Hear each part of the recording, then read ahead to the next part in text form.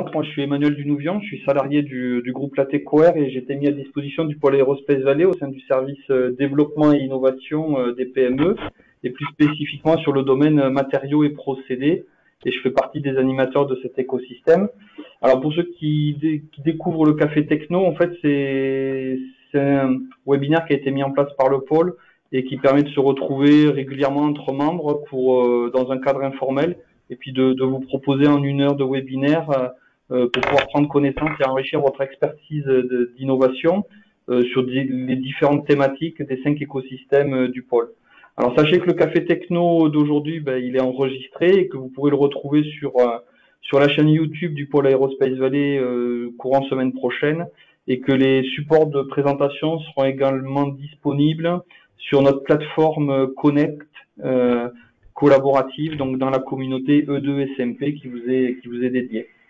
Donc je remercie Jennifer qui est cachée mais face à moi et qui m'assiste dans l'organisation de ce Café Techno et que j'ai eu grand plaisir à organiser avec Florent Beger du pôle européen de la céramique et je vais lui laisser la parole pour présenter nos 2 intervenants. Florent.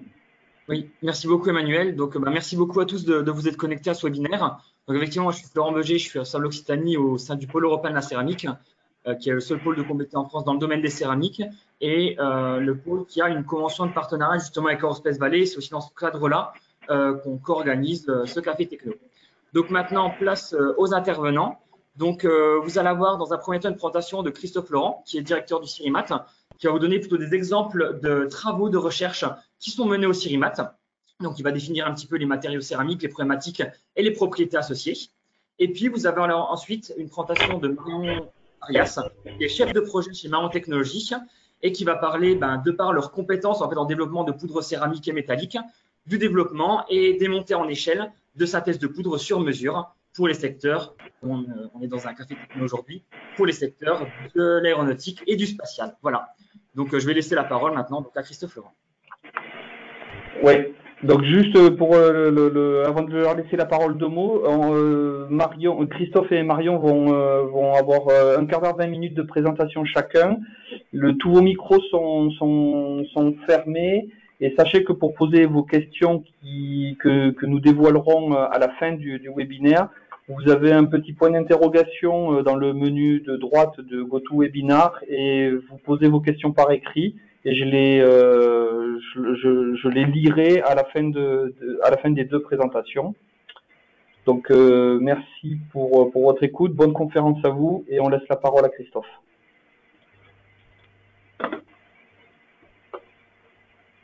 Et Christophe, est-ce que c'est OK? On voit ton écran. Merci, vous voyez mon bon écran avec mon speech? C'est parfait. Bien, eh bien, merci. Donc je prends la parole. Merci de m'avoir invité à faire cette communication donc sur les matériaux céramiques et leur application pour l'aéronautique et le spatial, avec des exemples de recherche prises dans le labo que je dirige, donc qui est le CIRIMAT. Donc je vais commencer par une petite introduction, parce que vous m'avez demandé de faire également. Une céramique, qu'est-ce que c'est? Eh bien, c'est surtout facile de dire ce que c'est pas. C'est pas un métal, c'est pas un polymère, ce n'est pas un sel, ce n'est pas un solide moléculaire. Alors qu'est-ce qui reste? Vous connaissez sans doute la classification périodique des éléments. Vous prenez un élément métallique, vous l'associez à un élément dit du bloc P, et vous avez une céramique. Alors c'est très vaste. Les principales familles connues, les carbures, les nitrures, les oxydes. J'ai mis quelques exemples ici sur l'écran que je vais pas lire. Ça fait beaucoup de possibilités pour faire des matériaux. Alors pourquoi est-ce que c'est intéressant et en particulier pour l'aéronautique et le spatial qui est le secteur qui vous intéresse? Tout d'abord, d'un point de vue des caractéristiques physiques et chimiques, il manque un S, excusez-moi, la densité est modérée, on est à 2,6 grammes par centimètre cube en masse volumique, c'est pas beaucoup, les métaux usuels sont à 8 ou 9, le titane est à 5, bon. C'est un caractère réfractaire, ça tient aux températures, une grande inertie chimique, les oxydes en particulier, ils sont très résistants, une faible dilatation thermique, c'est important dans tous les cyclages thermiques, pour l'espace évidemment, et pour certaines parties aéronautiques aussi. D'un point de vue fonctionnel, ce sont de bons isolants électriques et thermiques.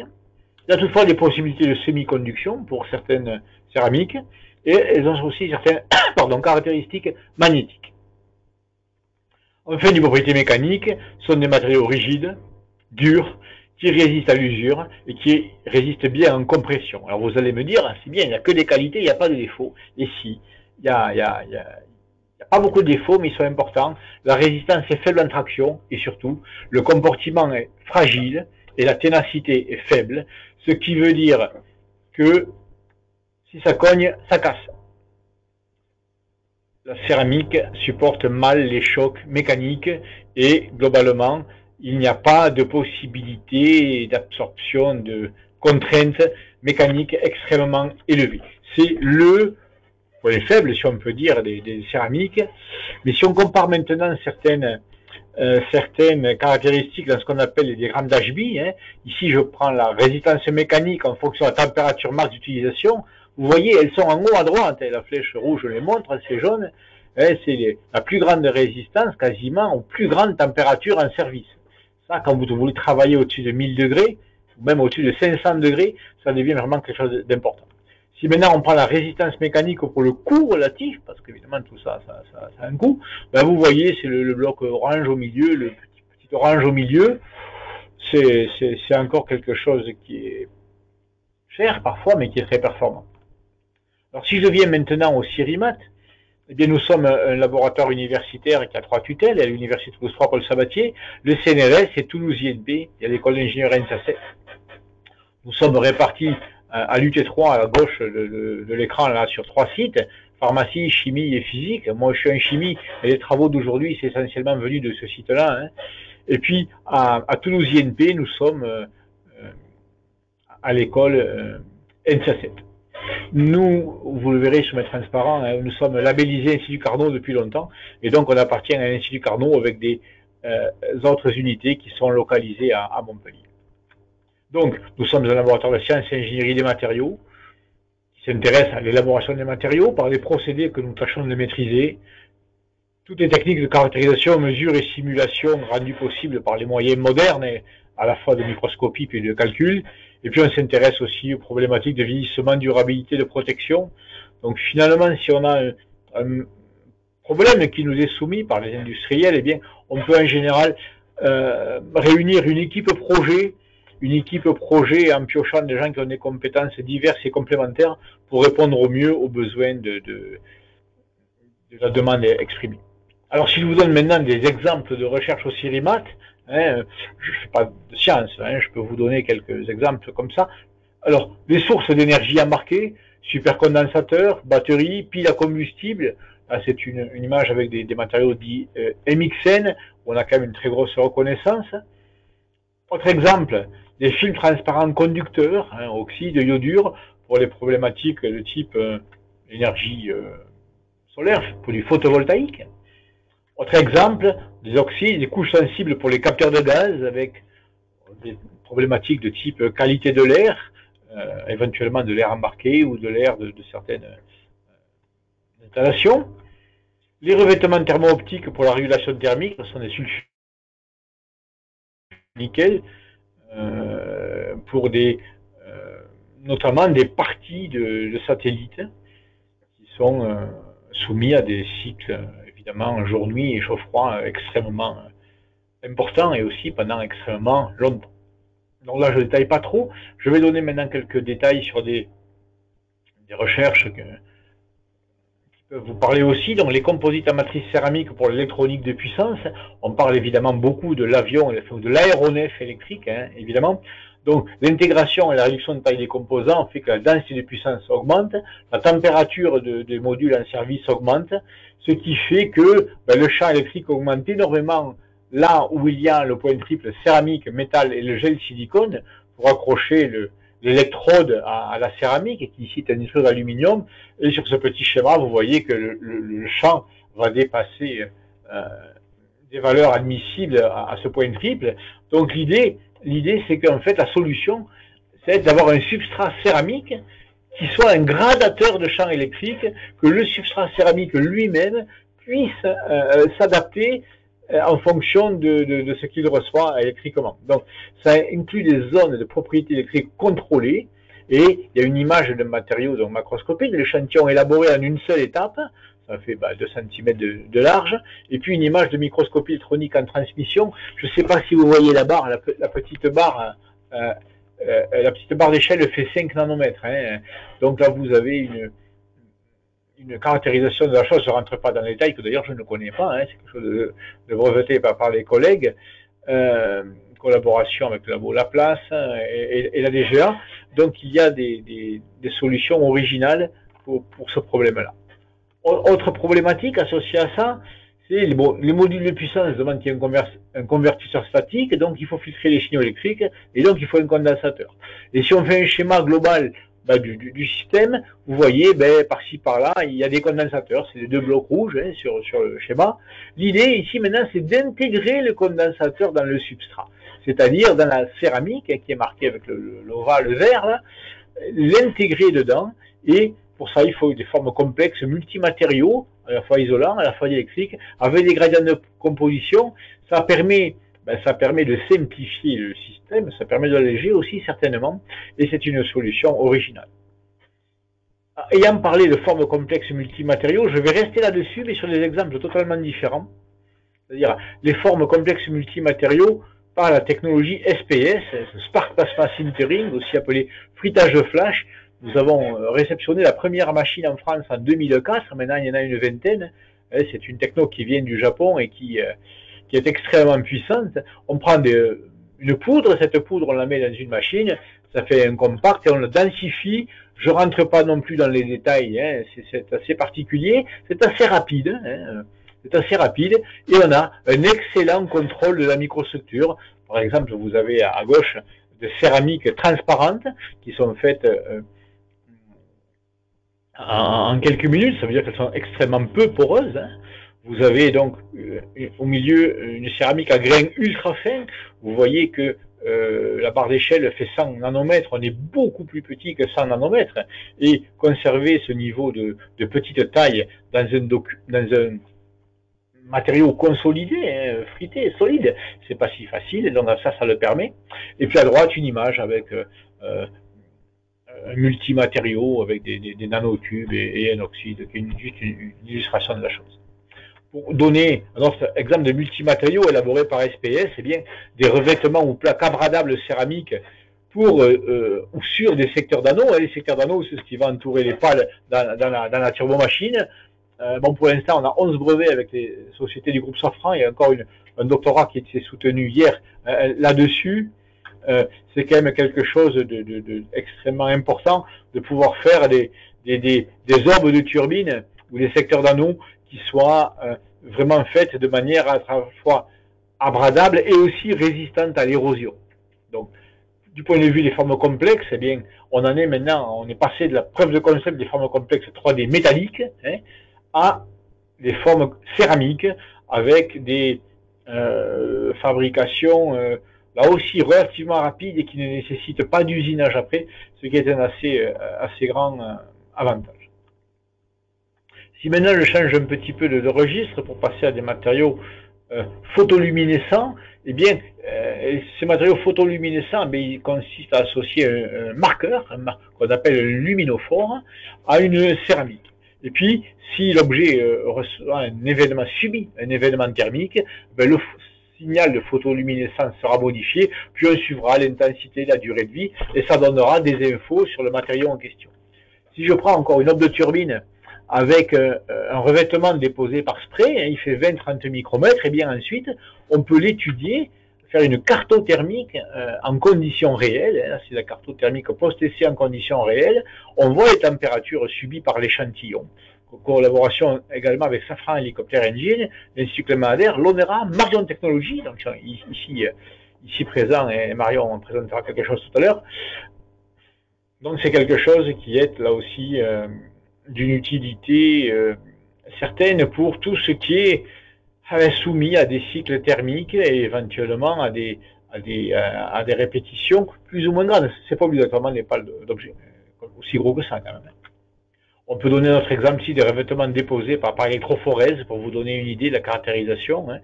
L'électrophorèse, on a des épaisseurs un peu plus variées qu'en spray, entre 10 et 60 micromètres. Voici la pâle, une première image de grandissement, puis une deuxième image. On peut contrôler l'épaisseur, on peut contrôler la porosité, on a accès à beaucoup de choses. Et comme le retourne, eh bien, je vais donner quelques conclusions. Les matériaux céramiques massifs, en revêtement et en couche mince, ont de nombreuses applications pour l'aéronautique et le spatial. J'espère que ce petit exposé vous en a convaincu et vous a peut-être donné des idées. Puis, donc, au plaisir d'échanger avec vous tout à l'heure. Je vous remercie. Merci Christophe. Donc on va donner la parole à Marion et effectivement n'hésitez pas à poser vos questions dans le petit chat qui vous est dédié. Marion, on voit ton écran. Super. Alors, hop. En mode voilà, super, c'est parfait. Ok, ben donc c'est ça, donc moi pour faire suite un petit peu à la présentation de Christophe, donc je vais vous montrer ce que nous on fait en technologie, qui est un peu la suite en fait de ce qui est aussi fait au Cirimat. Donc voilà, avec toujours le souci de vous présenter donc des poudres sur mesure qui sont spécialement pour les secteurs aéronautiques et spatiaux. Donc en fait, quand je parle de sur-mesure, c'est parce qu'en fait, voilà, donc notre spécialité à Marion Technologies, c'est vraiment de proposer des poudres céramiques sur mesure. Et donc nous, en fait, on va développer également, faire la production à l'échelle industrielle. Donc la société, elle a été créée en 2001 par un ingénieur qui s'était formé en fait au Cirimat pendant presque 20 ans et ensuite donc il a fondé la société et c'est une société qui est certifiée ISO 9000. Donc voilà, donc brièvement, donc on a différents secteurs d'activité, dont l'aéronautique. Et donc un petit peu en fait, donc les céramiques, classiquement, on va dire, il y a beaucoup de gens qui utilisent la voie solide, donc où on va avoir un mélange et un broyage d'oxyde simple et précurseurs. Et donc on va obtenir donc le matériau. Ce matériau, on peut soulever différents inconvénients. C'est une hétérogénéité au niveau de la granulométrie et également ça va présenter donc des risques de pollution. Donc à ça, il y a des alternatives.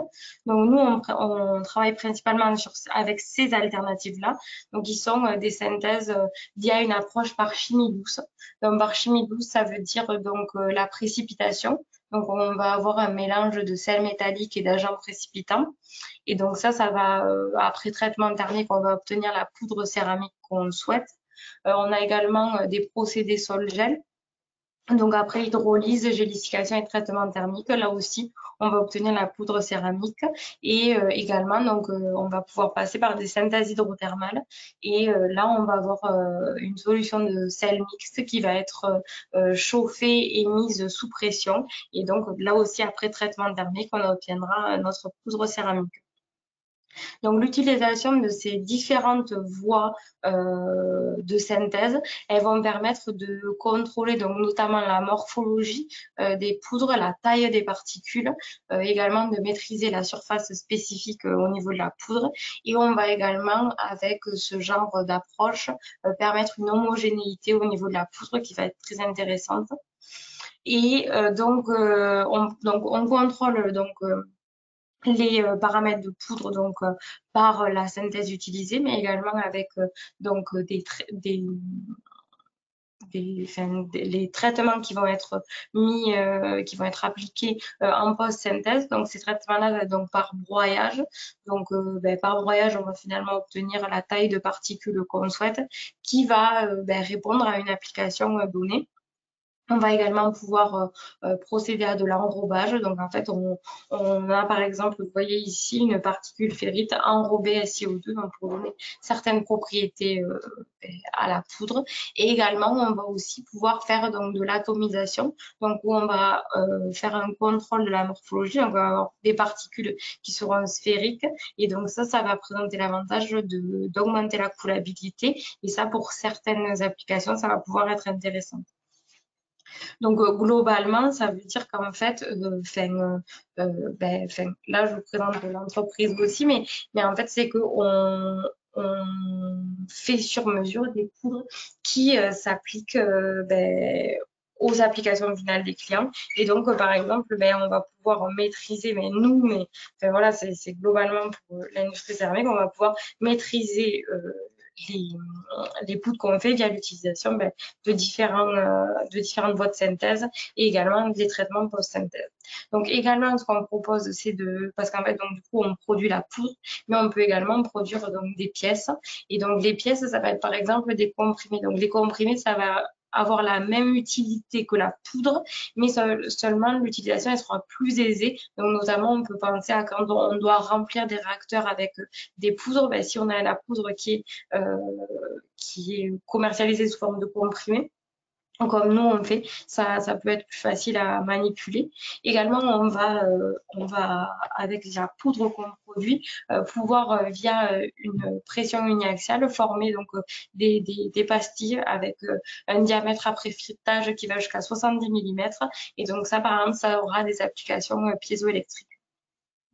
Également, comme un petit peu Christophe vous l'a présenté, donc on développe des poudres donc pour la fabrication additive et donc avec différentes compositions. Et donc ça, si quelqu'un nous demande une pièce avec une céramique complexe, une pièce avec une géométrie complexe, on va pouvoir fabriquer la pièce avec en développant en fait la poudre pour la fabrication additive. Donc ici, donc là, c'est un petit peu un résumé donc ça dans ce que nous on fait en technologie, c'est-à-dire qu'on va contrôler les propriétés des poudres et donc ça va permettre de s'adapter au cahier des charges des clients. Et donc ici, ce que vous pouvez noter, c'est en fait nous on produit des poudres qui vont s'inscrire dans la composition de piles à combustible et électrolyseurs. Et donc ici, vous avez une liste non exhaustive de ce qu'on peut proposer, mais voilà, qui rentre dans la composition de l'anode, la cathode, etc.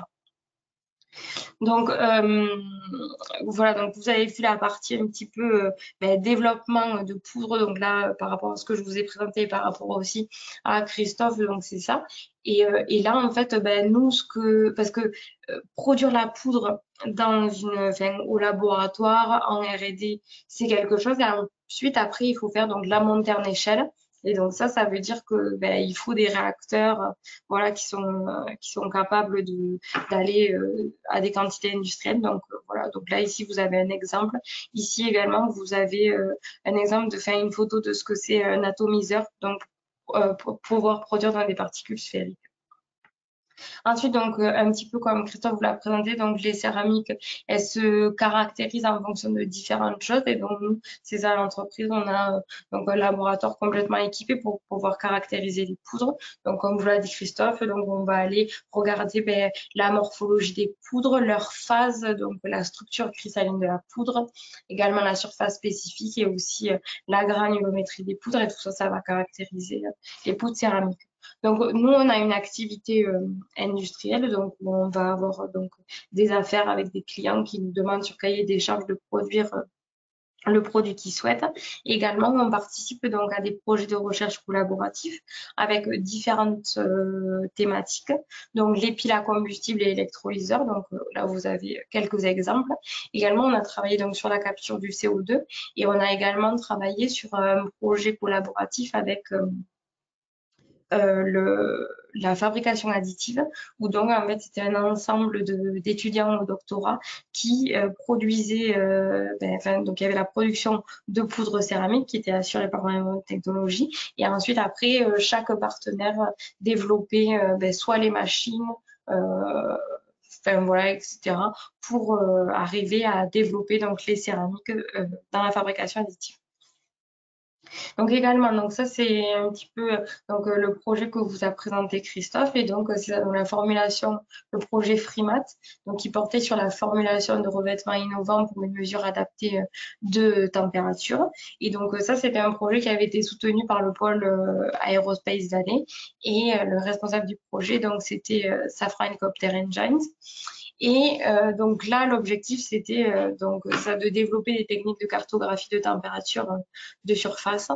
Et là, en fait, donc on a l'objectif était double, donc de développer des peintures thermochromes irréversibles et également de développer des peintures luminescentes irréversibles.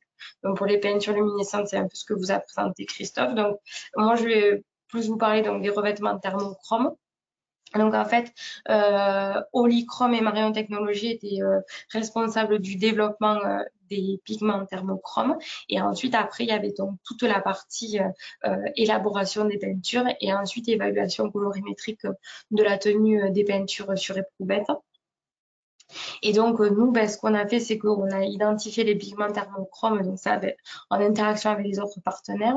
On a produit les pigments, caractérisé les poudres, donc en termes surtout de taille de particules. Et ensuite, on a évalué la colorimétrie sur chaque poudre. Donc, là, le cahier des charges de Safran, en fait, c'était d'obtenir donc des peintures à multivirages, donc avec des virages colorimétriques francs et d'avoir des couleurs contrastées. Donc la zone 1, c'était une peinture avec 8 virages, donc qui s'étalait entre 200 et 600 degrés. Une peinture avec 10 virages entre 400 et 900 degrés. Une peinture à 9 virages entre 650 et 1200 degrés et une autre avec 15 virages, donc entre 700 et 1200 degrés. Donc, sachant que ce que je ne vous ai pas dit, c'était que là, on avait un cahier des charges avec une taille de particules, puisqu'en fait, cette taille de particules était importante pour ensuite pouvoir pouvoir faire la fabrication de la peinture. Donc, ces pigments, ils ont été produits avec différentes approches. Voilà, donc là, vous avez les approches, donc par combustion ou par précipitation. Et donc après, comme je vous l'ai dit, donc ça, on a caractérisé les poudres et on a fait l'évaluation colorimétrique. Donc voilà, donc là, vous avez la caractérisation des poudres avec la taille moyenne des particules qui se situe entre 1 micron. Et donc, on a également fait de la microscopie électronique pour avoir une visualisation de la morphologie de ces poudres. Et voilà, et donc après, donc là, vous avez donc tout ce qui est évaluation colorimétrique de la poudre. Donc, vous voyez notamment, celle qui est vraiment très parlante, c'est par exemple l'OPI dopé cobalt, pardon. Donc, où avant la température de virage, on avait rose fuchsia, et à 230 degrés, on a un beau bleu-violet. Donc, ça, c'est vraiment, c'est très, très visuel, quoi. Donc, voilà. Ensuite, donc là, pour un petit peu ouvrir sur notre projet, donc on a le projet également collaboratif Endurance, où là, l'objectif, c'était vraiment la production et la caractérisation de poudre pour le développement depuis la combustible à oxyde solide et coût réduit et à longueur de vie augmentée. Donc là, l'objectif, c'était de produire une poudre de composition LSCF. Donc là, on est passé par une voie donc combustion. Et donc, ici, vous voyez, on a une D50 à 150 nano. Et donc, ces poudres-là, elles allaient permettre donc s'inscrivaient dans la fabrication d'un stack, comme vous pouvez le voir ici. Je ne sais pas pourquoi ça ne marche plus.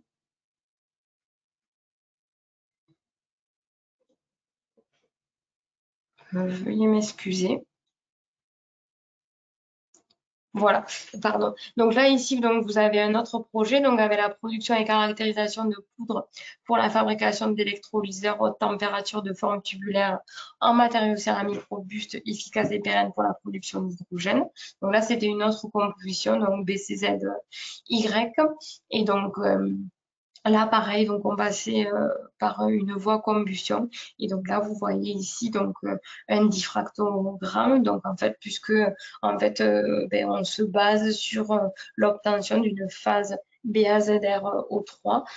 Et donc ça nous permet de dire qu'on a bien la structure cristallographique qu'on veut. Et ensuite, on la caractérise également en termes de taille de particules. Et donc tout ça, ça a permis la fabrication d'un électrolyseur haute température de forme tubulaire. Je ne sais pas pourquoi ça marche mal. Excusez-moi, mais voilà. Ici ensuite notre projet Mettre Procel, donc là également c'était un matériau donc pour l'anode. Donc là aussi voilà, c'est pour vous montrer un petit peu différentes applications, mais toujours un petit peu avec la même façon de faire. C'est en fait on va essayer de voir quelle est la meilleure voie de synthèse pour aller finalement fournir la solution que les partenaires attendent, donc en termes de propriété de poudre. Et voilà. Donc là, vous avez une petite ouverture, ça peut être intéressant. En fait, c'est un autre projet. Donc là, c'était la capture du CO2, parce qu'en fait, du coup, comme on entend beaucoup, donc la production d'hydrogène, et donc ça se fait à partir de méthane. Et donc là, en fait, on a une libération de CO2, et là, l'objectif du projet, c'était de produire un absorbant pour ce CO2 et voilà, donc là en fait on est parti sur un mélange avec un absorbant CaO sur support maïnite, et là aussi en fait vous voyez il y a donc une voie de synthèse utilisée, et également on passe par la granulation, donc voilà, donc pour permettre d'autres propriétés, et voilà ce que j'avais à vous dire pour aujourd'hui. Voilà, je vous remercie. Merci beaucoup Marion. Alors j'ai trois, quatre premières questions même. Alors la première, je sais pas trop à qui l'adresser. Alors attendez, je vais remettre la caméra aussi. Vous pouvez remettre vos caméras, Marion et Christophe et Florent. Peut-on avoir plus d'explications sur le dépôt électrophorèse, s'il vous plaît, dépôt de céramique ou dépôt sur céramique, le principe, l'intérêt? Alors, qui de Christophe ou de Marion peut répondre? Je pense que c'est plus Christophe que. Mais oui. Ah, moi, je suis un peu loin du. Vous m'entendez là? Oui. Oui. Je suis un petit peu loin du sujet, on m'a transmis ça. Les dépôts électrophorétiques, bon, ça exploite un procédé en solution ou en suspension, hein, qui exploite la mobilité électrophorétique d'entités chargées qui viennent se déposer sur une pièce. La pièce en question n'est pas forcément céramique. Mais là, c'était aujourd'hui illustré le dépôt de céramique. Oui, effectivement. J'ai pas des détails réellement à vous donner. C'est assez tolérant de formes complexes, hein. Vous l'avez vu sur les aubes de turbine, ça permet d'aller chercher quelque chose qui n'est pas simplement un plan. Voilà. Ça a l'avantage. C'est quelque chose de humide, ce qu'on appelle une voie humide. L'électrophorèse, après, je peux pas faire ça aujourd'hui. Ok. Alors, il y a une question pour Marion. Proposez-vous des prestations de broyage de poudre, exemple de 50 microns à quelques microns? Oui, bien sûr. Bien sûr. Si c'est du broyage, oui, il n'y a pas de problème. C'est déjà ce qu'on fait. Donc après, c'est avec différents volumes. Oui, il n'y a pas de. Oui.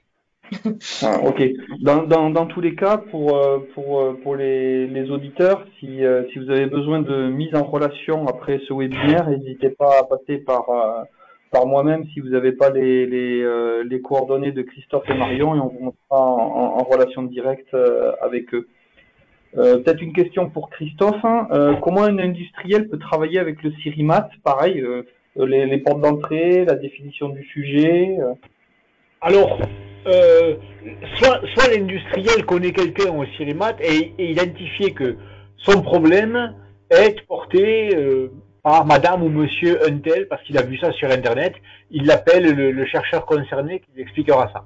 Soit il m'appelle moi, et moi je le fais rebondir sur la bonne personne. Mais ensuite, d'un point de vue formel, il y a des réunions entre les différents acteurs, on établit le besoin, et après on établit surtout qu'est-ce qu'il faut pour ce besoin. Est-ce qu'on peut y répondre nous tout seuls, ou est-ce qu'on a besoin de partenaires? Alors, est-ce que ces partenaires sont un autre laboratoire académique à Toulouse ou ailleurs, ou est-ce que c'est éventuellement un autre industriel à Toulouse ou ailleurs? Donc, l'idée c'est soit on travaille en bilatéral, soit on monte un consortium. Ça dépend réellement du besoin et du souhait de l'industriel. Et puis ensuite, nous, on a une mécanique de mise en place de contrats, des contrats de recherche qui passent par nos tutelles, donc soit Université Toulouse 3 Paul Sabatier, soit Toulouse INP. Et il y a une mécanique après d'établissement de documents contractuels avec la partie annexe technique, annexe financière, comme ça se fait à peu près couramment. Mais on sait travailler sur des échelles de temps de coût de sonde, le coût de sonde de 12 mois, on ne travaille pas à 3 mois, des fois 6 mois, on met un étudiant dessus. On met un stagiaire de master pour un coup de sonde, ça peut être ça. Bon, c'est plutôt du 12 mois, de l'ingénieur ou du postdoc. Éventuellement, ça peut déboucher sur un doctorat, ça dure 3 ans. Et puis après, il faut valoriser, alors on remet du postdoc ou de l'ingénieur. On travaille aussi bien avec la SAT TTT, Toulouse Tech Transfer, qui sait travailler en maturation, prématuration. On est à peu près compétent, ou du moins habitué à travailler dans tout l'arc de cercle de la recherche, ça monte et ça descend, avec aussi le besoin pour l'industriel, on sait bien d'avoir une certaine visibilité, à 12 mois, à 36 mois. On est ouvert à beaucoup de choses quand même, sur ce qu'on peut faire, mais typiquement, nous, on ne fait pas de prestation. Des fois, on peut faire de la prestation pour démarrer quelque chose. L'industriel, il veut qu'on lui teste 2 éprouvettes pour voir si ça peut répondre. On peut faire ça, mais c'est pas notre métier. Donc, vous êtes les bienvenus pour nous contacter. Une question à Marion. Avez-vous déjà travaillé sur la production de dioxyde de titane à granulométrie monomodale ou répartition granulométrique ciblée? Oui.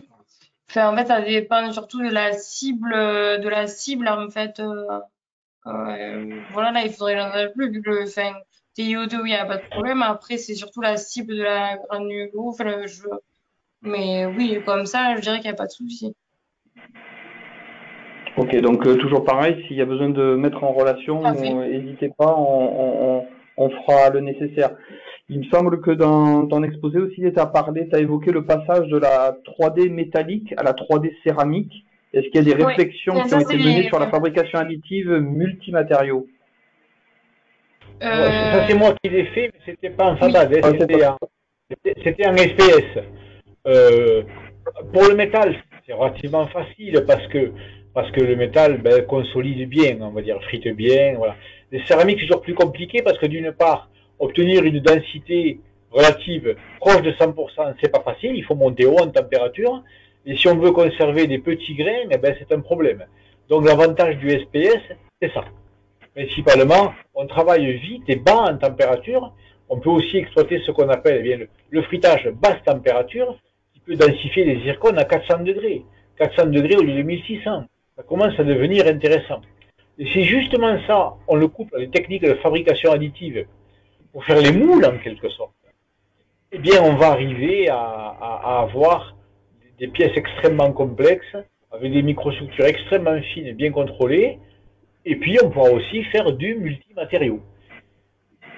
Et je pense qu'en fabrication additive pure, eh bien, il y aura aussi des avancées. On a eu des travaux faits au labo sur la liaison céramique-métal. Il y a aussi des choses qui se font là.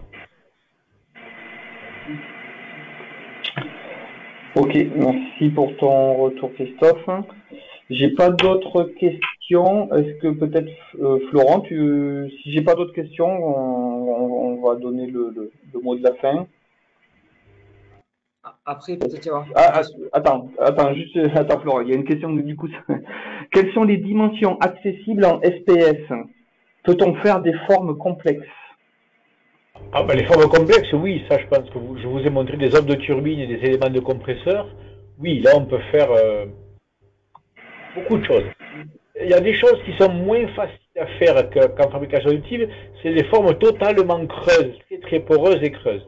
Mais sinon, on va dire, les formes pleines ou peu ajourées, on va dire, en forme complexe, oui, il n'y a quasiment pas de limitation. Ensuite, actuellement chez nous, il me semble que le diamètre maxi, il est à 10 cm. Et la hauteur, eh bien, la hauteur peut-être 8 cm. Je ne sais plus exactement parce qu'évidemment, il faut une hauteur crue et puis une hauteur crue et puis une hauteur fritée. La hauteur fritée, ça va toujours, mais la hauteur crue, au départ, elle est grande. Donc voilà, ben, ça fait des pièces comme ça. Oh, ouais, je peux vous redonner les infos si vous voulez, mais le D-max, c'est 10. Diamètre max 10 cm. Ok. Florent, est-ce que tu veux faire un commentaire? Non, du coup, c'est bon. Enfin, après, moi, je voulais juste voir avec Marion Sarias, parce qu'elle évoque elle évoque différentes voies de synthèse en fait de poudres différentes. Et est-ce qu'elle pouvait juste dire peut-être rapidement les avantages des différentes voies de synthèse, ou c'était un petit peu long pour ce type de webinaire, mais parce qu'il y a pas mal de choses à dire. J'ai fait un cours de master là-dessus, l'examen était hier. Non, mais en fait, c'est surtout que, comment dire, moi, ce que je dirais, c'est qu'il faut pas le voir vraiment aussi comme il y en a un qui a un avantage et l'autre qui a un inconvénient. C'est surtout que mais là, pour telle synthèse-là, on veut obtenir telle morphologie-là, donc on va en tester, tester plusieurs et laquelle arrive à regrouper le plus les paramètres finaux qu'on souhaite. Je dirais, comment dire, c'est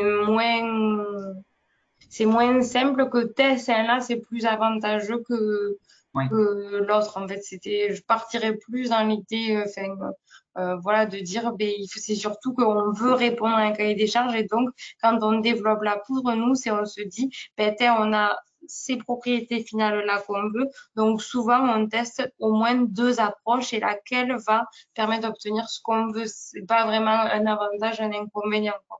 D'accord.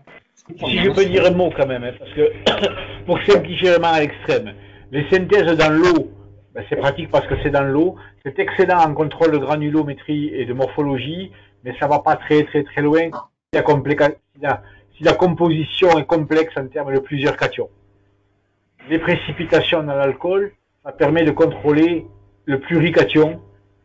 C'est très bon en morphologie, c'est très bon en granulométrie, mais forcément c'est plus compliqué techniquement avec l'alcool, ça génère d'autres problèmes. Après, la synthèse hydrothermale, a aussi ses avantages particuliers. Et puis, il y a aussi les méthodes en vol. Les méthodes en vol qui permettent de faire de la pyrolyse d'aérosols et qui sont très intéressantes pour les non-oxydes. Pour les carbures et les nitrures, il faut éviter, si vous formez l'oxyde, vous êtes après dans un puits énergétique, et après pour sortir, parce qu'on vit sur Terre on est dans l'air ou dans l'eau, donc une fois qu'on a l'oxyde, c'est dur de passer à autre chose, c'est très coûteux. Donc les méthodes de synthèse en vol sont très intéressantes pour les nitrures et les carbures. Et là aujourd'hui on a parlé beaucoup d'oxyde quand même. Donc voilà, juste ce résumé Marion pour compléter ce que tu disais. Super, merci beaucoup à vous deux. Merci. Juste un petit complément par rapport à la question qui était posée sur les dimensions accessibles en SPS.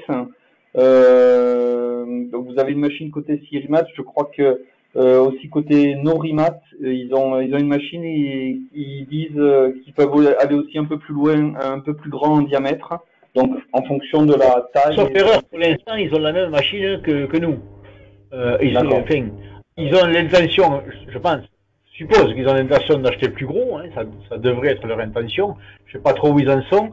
La plus grande machine en France actuellement, elle est dans les locaux du CEA, elle fait 30 cm de diamètre, et je crois que même depuis, il y en a une à l'Onera Paris qui fait 40 cm. Voilà. Donc, bon. Il y en a une à Oviedo en Espagne qui fait 40 cm. Ah oui, on peut aller loin, mais à nous, au labo, on n'a pas besoin de ça. Ouais.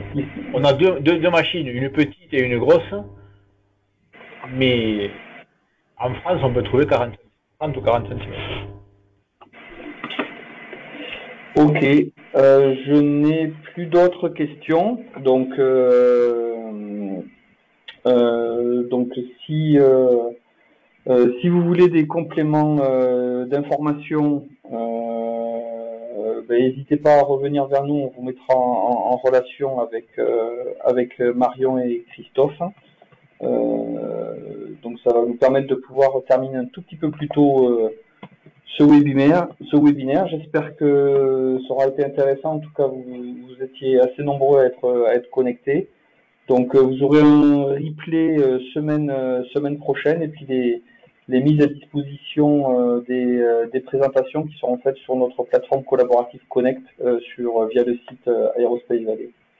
Merci Marion, Florent et Christophe pour ce webinaire. Je vous souhaite une belle fin de journée et un bon week-end. Merci pour l'opportunité. Merci. Au revoir.